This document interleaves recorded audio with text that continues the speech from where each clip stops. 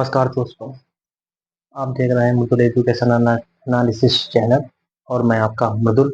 मैं आपको बताऊंगा 1858 का भारत शासन अधिनियम, उसके बारे में, उसकी विशेषताएं, उसके कारण क्यों है, क्या उसकी स्ट्रक्चर में परिवर्तन हुए, कौन से परिवर्तन आए, उसके बारे में बात करूंगा।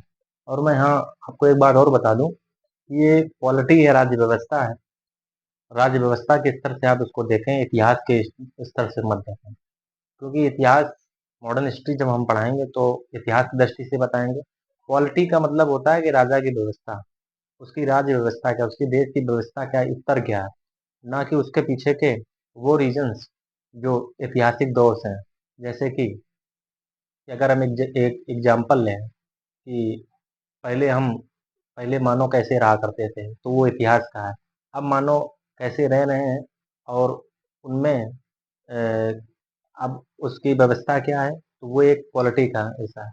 लेकिन अगर मानव के पीछे हिस्सों की बात करें, तो वो अगर बताएं तो हम 1858 के उन मुद्दों की बात करेंगे जो 1858 में हुआ था, ना कि हम उन मुद्दों की बात करेंगे कि 1858 के पीछे की क्या कारण थे, क्यों उत्पन्न हुआ। तो वो एक ऐतिहासिक दृष्टि है। तो हम ऐतिहासिक दृष्टि से न देखकर पॉलिटी यानी राज्य व्यवस्था की दृष्टि से इसको एक्ट को देखेंगे।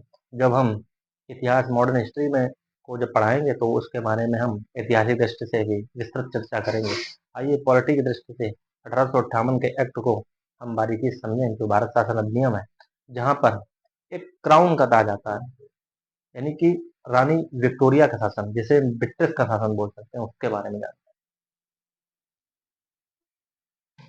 यहाँ पर 1858 का भारत शासन अधिनियम, उसके पीछे कारण था, थोड़ा सा इतिहास का जिक्र कर देता हूँ।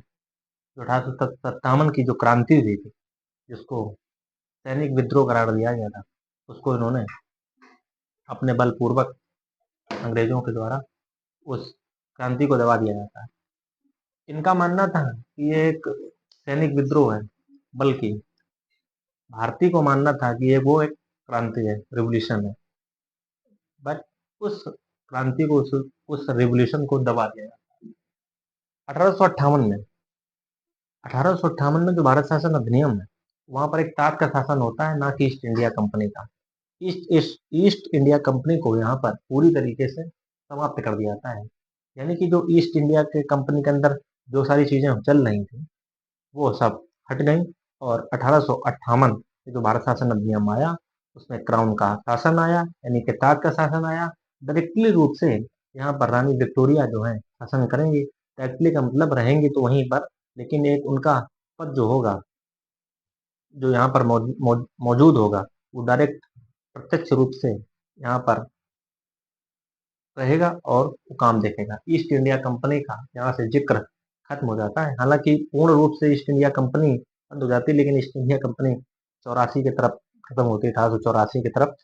अब हम इसकी बात करते हैं, और ये 14 अगस्त 1947 तक भारत शासन अधिनियम इस तरीके का, यानी कि ताज का शासन, भारत शासन अधिनियम आएगा। भारत परिषद अधिनियम भी बोल सकते हैं इसको, या इसको आप ये भी बोल सकते हैं कि ये राजशाही राजशाही शासन भी बोल सकते हैं इसको। राजशाही शासन क्यों? क्योंकि ये यहाँ पर ब्रिटेन का शासन चल रहा था एक राजा के तरीके, ना कि यहाँ पर कोई लोकतंत्र, तंत्रात्मक प्रणाली दिखती है, ना ही लोकतंत्रात्मक ढंग से इस चीज को, इस एक्ट को इम्प्लीमेंट किया जाता है। बट यहाँ पर एक डायरेक्टली फोर्सबल काम किया जाता है।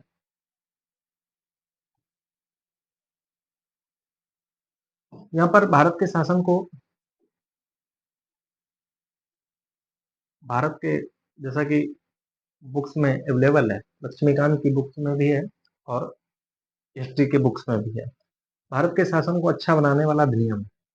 भारत के शासन को अच्छा बनाने वाला अधिनियम तो हम ये नहीं कह सकते हैं, लेकिन ये जरूर है कि 1858 के जो ये भारत शासन अधिनियम आया है, इसमें कंपनी को तिरस्कार करके, यानी कि कंपनी को भगा करके, कि कंपनी ने लोगों के साथ, भारत के लोगों के साथ अत्याचार किया है, और उन पर सही ढंग से रूल फॉलो नहीं किए हैं, या बोल सकते हैं कि जो भी रूल ब्रिटिश सरकार बनाती थी, बोलती थी कि बहुत, मैं बहुत अच्छे से एक चार्टर भेजती थी, लेकिन इनका कोई वहाँ पर हमेशा दुरुपयोग होता रहा। तो उसको कंपनी को एक वो थी कि कंपनी ये चाहती थी कि हम राज्य करें, लेकिन ब्रिटिश सरकार ये सोचती थी कहीं हमसे ये कंपनी हाथ से निकल ना जाए और ये भारत पर पूरा कब्जा कर ले, जो भी कंपनी के मेंबर्स होते थे। तो मेनली चीज़ ये है कि जो ताज का शासन जो जब आया, तब कंपनी इसी जुगाड़ में थी कि किसी तरीके से कोई क्रांति हो। और देखो 1853 के 4 साल बाद ही 1857 में क्रांति हो जाती है, और तुरंत रानी विक्टोरिया यहाँ पर यानी कि ताज का शासन अपने कब्जे में भारत को कर लेता। जितने भी ब्रिटिश शाही, जितने भी ईस्ट इंडिया कंपनी संबंधित जो अ, भारत की भूमि को कब्जे में किया गया था, वो सब ब्रिटिश हाथ के ब्रिटिश जो ताज था उसके हाथ में चला गया। भारत के शासन को अच्छा बनाने वाला नियम ये बिल्कुल भी नहीं है। अगर ये बात करें कि भारत के शासन को ये मान सकते हैं कि वो अपने शासन को यानी कि इस चीज में लगे हुए थे कि किस तरीके से हम भारत के जो राजा हैं या जो क्रांतिकारी, उन चीजों को हम दबाएं और अपने आप को ये दिखाएं कि हम तुम्हारे लिए बहुत कुछ करेंगे, लेकिन ऐसा कुछ नहीं था। भारत के शासन का भारत का शासन देखो, चेंजमेंट आपको दिखाता हूँ इनमें हुआ क्या था। भारत का जो शासन था ब्रिटिश था, ब्रिटिश का शासन आ गया और उसमें गवर्नर जनरल के पद को वायसराय प्रथम कैनिंग कर दिया गया। यानी कि जिस तरीके से हम बताएं कि अगर किसी हम मान लो कि जैसे इलाहाबाद का नाम प्रयागराज था, बस उसी तरीके से गवर्नर जनरल वही है और गवर्नर जनरल के पद को वायसराय बना दिया गया, वही उसी पद को, ना कि उसमें चेंजमेंट कुछ नहीं। और ये जो वायसराय बने थे ये लॉर्ड कैनिंग बने। ठीक है, ये बात आपको समझ में आ गई। नियंत्रण बोर्ड जो कि बीओसी होता है, तो 1784 का जो ईस्ट इंडिया एक्ट आया था और उसमें बोर्ड ऑफ कंट्रोल की व्यवस्था की गई थी। और 1773 में जो रेगुलेटिंग एक्ट जो था, उसके निदेशक मंडल यानी कि बोर्ड ऑफ डायरेक्टर्स जो थे, जब कंपनी की गवर्निंग बॉडी जो चलाते थे, उन दोनों चीजों के यानी कि नियंत्रण बोर्ड और निदेशक मंडल को भी यहाँ पर समाप्त कर दिया जा रहा था। और जो 1853 में जो एक चीज थी, आपने देखा था कि दोहरा शासन का मतलब कार्यपालिका विधायिका पॉलिसी अलग बनाएंगे और एग्जीक्यूटिव अलग चलेगी, उसको भी यहाँ पर समाप्त करते हैं। बीओसी, अब सीओडी में कितने लोग थे? 24 थे। फिर 24 के बाद 18 हो गए। 18 में से 6 लोग जो थे वो क्राउन के द्वारा यानी कि ताज के द्वारा इनडायरेक्टली रूप से वहां से जब चार्टर आता था। अब यहाँ पर होता क्या है ये समझते हैं।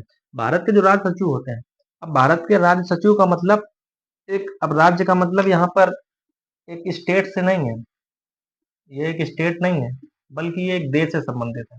जब हम इसको बड़े मुद्दे में देखते हैं तो उसको राज्य बोलते हैं, लेकिन हम जब देश के अंदर बात करते हैं कि देश के अंदर की बात है, तो वो राज्य मुद्दे की बात होगी, यानी कि एक प्रोविंशियल बात होगी, ना कि एक देश लेवल पे। लेकिन अगर जब बाहरी देश पे बात करता है तो उसको हम देश के रूप में बात करेंगे अगर राज्य नाम पुकारा जाता है।